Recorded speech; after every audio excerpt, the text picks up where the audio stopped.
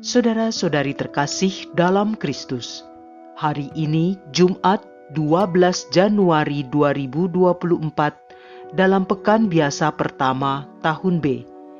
Bacaan dibawakan oleh M.A. Nini Intri, Mazmur dilantunkan oleh Gabriel da Costa, dan renungan ditulis oleh Regina R. Himawan. Selamat menekuni Sabda Allah. Marilah kita semakin bersolider dengan peduli kepada sesama.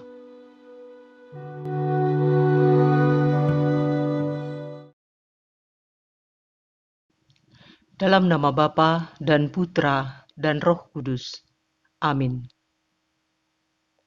Puji dan syukur kami haturkan padamu Bapa untuk hari yang baru ini, untuk sehari lagi kehidupan yang bisa kami rasakan saat ini, dan juga untuk sabdamu yang akan kami dengarkan sebentar lagi. Biarlah sabdamu menuntun kami dan menjadikan kami sebagai hamba-Mu yang setia.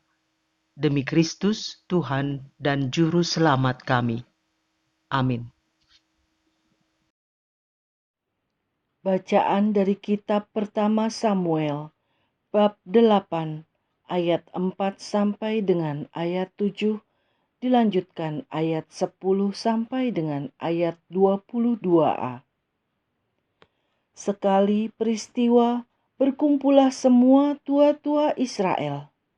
Mereka datang kepada Samuel di Rama dan berkata kepadanya, "Engkau sudah tua dan anak-anakmu tidak hidup seperti engkau. Maka angkatlah sekarang seorang raja untuk memerintah kami, seperti halnya dengan segala bangsa lain."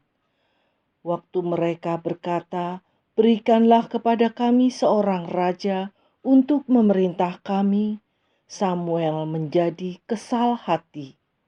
Maka berdoalah Samuel kepada Tuhan.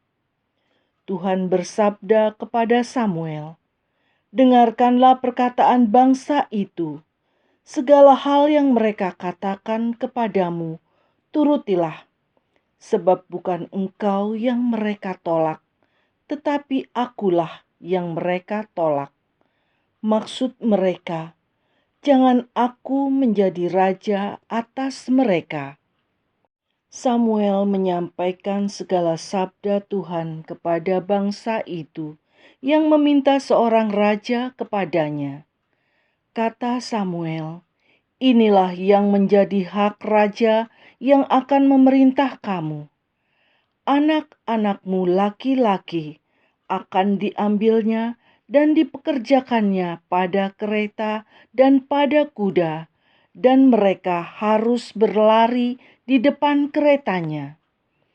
Ia akan menjadikan mereka kepala pasukan 1.000 dan kepala pasukan 50. Mereka harus membajak ladangnya dan mengerjakan penuaian baginya. Mereka harus membuat senjata-senjata dan perkakas keretanya. Anak-anakmu perempuan akan diambilnya sebagai juru campur rempah-rempah, juru masak, dan juru makanan. Selanjutnya dari ladangmu, dari kebun anggur dan kebun zaitunmu akan diambilnya yang paling baik untuk diberikannya kepada pegawai-pegawainya. Dari gandum dan hasil kebun anggurmu akan diambilnya 1/10 untuk diberikannya kepada pegawai-pegawai istana dan kepada pegawai-pegawainya yang lain. Budak-budakmu laki-laki dan budak-budakmu perempuan, ternakmu yang terbaik, dan keledai-keledaimu akan diambilnya dan dipakainya untuk pekerjaannya. Dari kambing dombamu akan diambilnya 1/10, dan kamu sendiri akan menjadi budaknya. Pada waktu itu kamu akan berteriak karena raja yang kamu inginkan itu, tetapi Tuhan tidak akan menjawab kamu." Tetapi bangsa itu tidak mau mendengarkan perkataan Samuel. Mereka bersikeras, Tidak, kami harus punya raja. Biar kami pun sama seperti segala bangsa lain. Raja kami akan menghakimi kami dan memimpin kami dalam perang."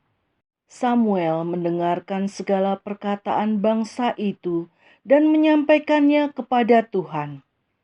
Tuhan bersabda kepada Samuel, "Turutilah permintaan mereka dan angkatlah seorang raja bagi mereka."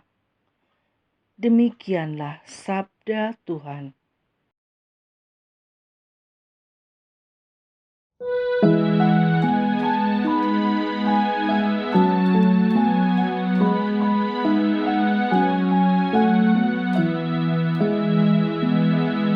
Kasih setiamu ya Tuhan, hendak ku nyanyikan selama-lamanya. Berbahagialah bangsa yang tahu bersorak-sorai. Ya Tuhan, mereka hidup dalam cahaya wajah-Mu. Karena nama-Mu mereka bersorak-sorak sepanjang hari, dan karena keadilan-Mu mereka bermegah-megah. Kasih setiamu ya Tuhan, hendak ku nyanyikan selama-lamanya. Sebab Engkaulah semara kekuatan mereka, dan karena Engkau berkenan, tanduk kami ditinggikan. Sebab milik Tuhanlah perisai kita, milik yang kudus Israel Raja kita. Kasih setiamu ya Tuhan, hendak ku nyanyikan selama-lamanya.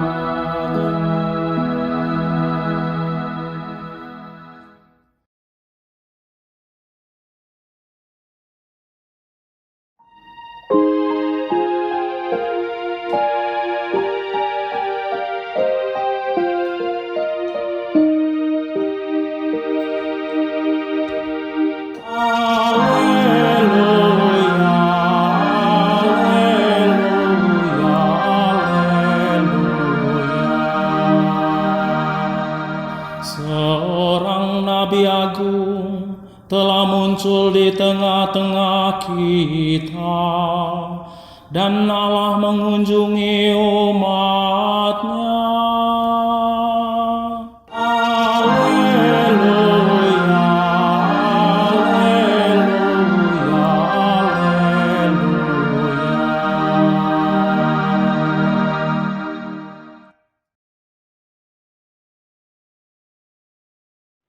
Inilah Injil suci menurut Markus bab 2 ayat 1 sampai dengan ayat 12.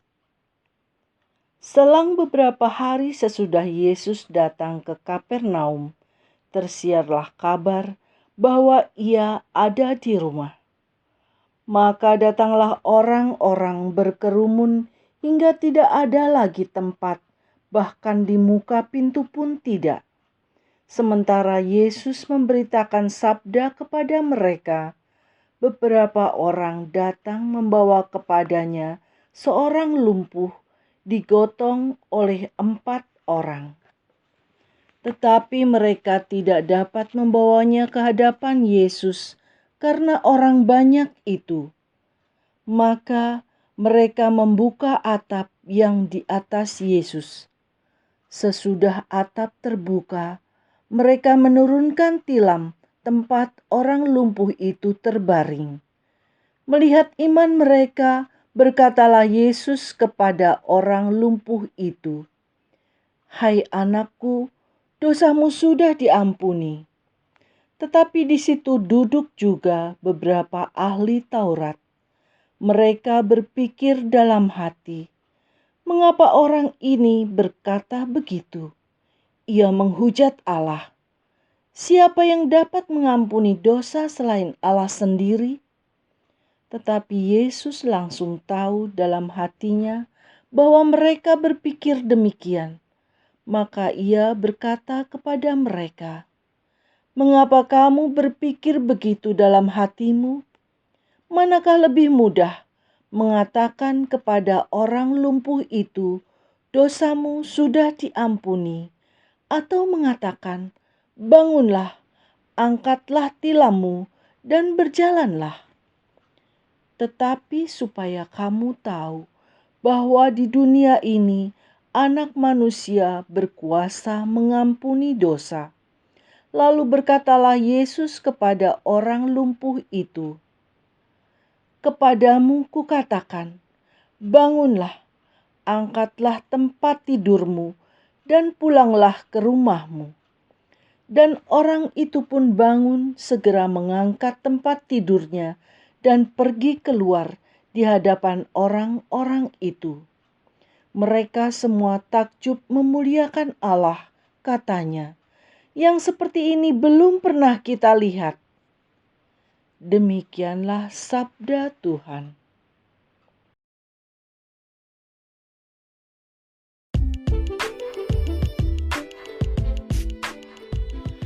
Raja yang sejati. Renungan dibawakan oleh Maria Monica.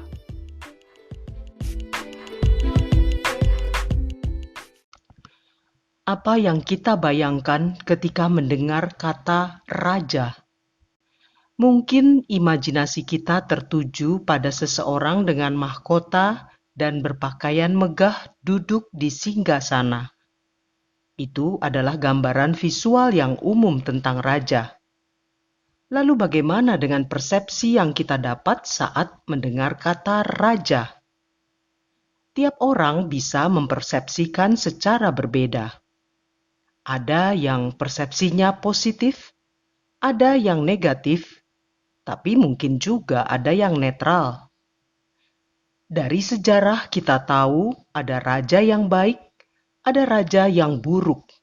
Dan baik buruknya seorang raja sebagian besar ditentukan dari bagaimana hubungannya dengan rakyat yang dipimpinnya dan bagaimana ia menjalankan kekuasaannya. Bapak, Ibu, rekan muda, dan sahabat seperjalanan yang dikasihi Tuhan, bacaan pertama kita hari ini mengisahkan orang Israel yang menolak Allah sebagai raja mereka dengan meminta Samuel untuk mengangkat seorang raja bagi mereka. Memang, pada masa itu bangsa Israel tidak memiliki raja karena mereka percaya bahwa Tuhanlah raja mereka. Namun berbagai macam kesulitan yang harus dihadapi membuat mereka merasa membutuhkan sosok yang nyata.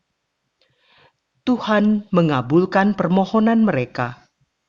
Tapi sebelumnya, Ia telah mengingatkan mereka tentang risiko dan konsekuensi yang akan mereka tanggung dengan keberadaan seorang raja.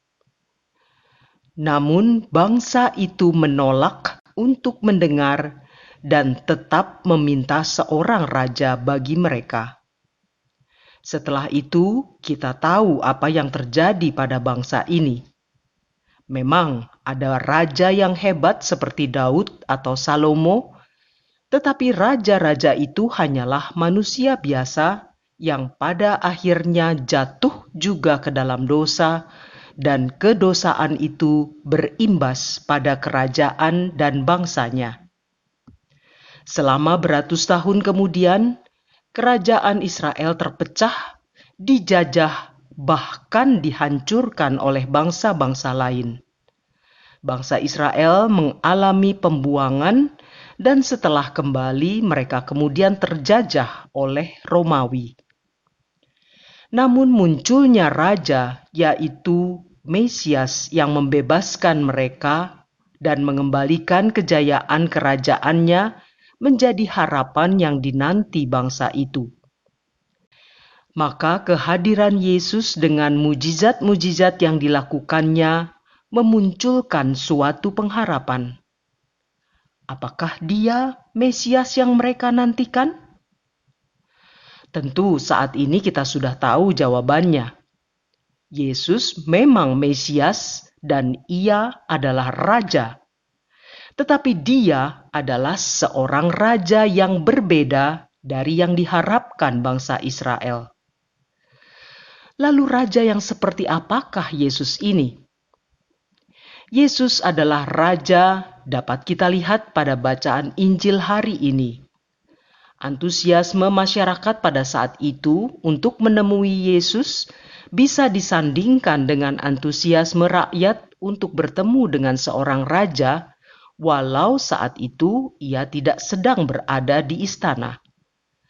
Tapi justru inilah raja yang sejati yang tidak bergantung pada mahkota, pakaian, ataupun bangunan indah untuk menunjukkan wibawanya. Pada kisah Injil itu diceritakan tentang penyembuhan yang Yesus lakukan pada seorang lumpuh. Orang yang lumpuh itu digotong di atas tilam oleh 4 orang temannya, dan bahkan mereka sampai harus membongkar atap untuk membawa si sakit ke hadapan Yesus. Lalu bagaimana tanggapan Yesus kepada orang ini? Yang pertama dikatakan Yesus adalah dosanya telah diampuni. Lalu ia pun menyuruh orang itu bangkit dan mengangkat tilamnya, dan terjadilah demikian. Hal ini menunjukkan bahwa Yesus adalah seorang raja yang membebaskan. Orang lumpuh yang awalnya tidak berdaya dan bergantung pada keempat temannya itu disembuhkan oleh Yesus sehingga ia bisa berdiri di atas kakinya sendiri, bahkan mengangkat tilamnya. Ia yang awalnya hanya terbaring di atas tilam tanpa daya, kini bisa pergi kemanapun ia mau. Namun, lebih daripada pembebasan sakit fisik itu, Yesus membebaskannya dari kuasa dosa. Peran ini tentu sangat berbeda dengan raja yang diminta oleh bangsa Israel kepada Samuel. Allah tidak meminta anggota keluarga, ternak, hasil tani, atau apapun yang kita miliki bagi istananya atau pasukannya. Allah hanya meminta iman dan kesetiaan, sama seperti yang ditunjukkan oleh keempat teman si lumpuh itu. Mereka percaya dengan membawanya kepada Yesus, si lumpuh akan sembuh. Bahkan saat melihat begitu banyak orang di rumah itu tempat Yesus berada yang tidak memungkinkan mereka untuk masuk, mereka tidak putus asa, melainkan terus mengusahakan cara lain supaya bisa sampai kepada Yesus. Iman keempat orang inilah yang menggerakkan hati Yesus. Melalui Injil hari ini, kita patut belajar dari keempat orang itu. Apabila kita mengakui Yesus sebagai Raja, maka kita harus terus setia dan tidak berputus asa dalam menghadapi segala kesulitan duniawi yang menghadang. Jika Yesus benar-benar meraja di hati kita dibebaskan dari perbudakan nafsu manusiawi dan duniawi yang dapat mengakibatkan kita jatuh ke dalam dosa. Maka Raja sejati itu sesungguhnya adalah pembebas kita yang sejati. Marilah berdoa. Allah yang Maha Pengasih, Engkaulah Sang Raja sejati dan satu-satunya yang bisa memberikan kebebasan sejati pada kami. Teguhkanlah iman dan tekad kami untuk memaknai kebebasan sejati yang berasal dari Engkau dengan bersikap peduli kepada sesama dalam semangat persaudaraan dan memberdayakan satu sama lain. Doa ini kami hunjukkan dengan perantaraan Yesus Sang Pembebas sejati yang bersama Dikau dalam persekutuan Roh Kudus, Allah yang hidup, kini dan sepanjang masa. Dalam nama Bapa dan Putra dan Roh Kudus. Amin.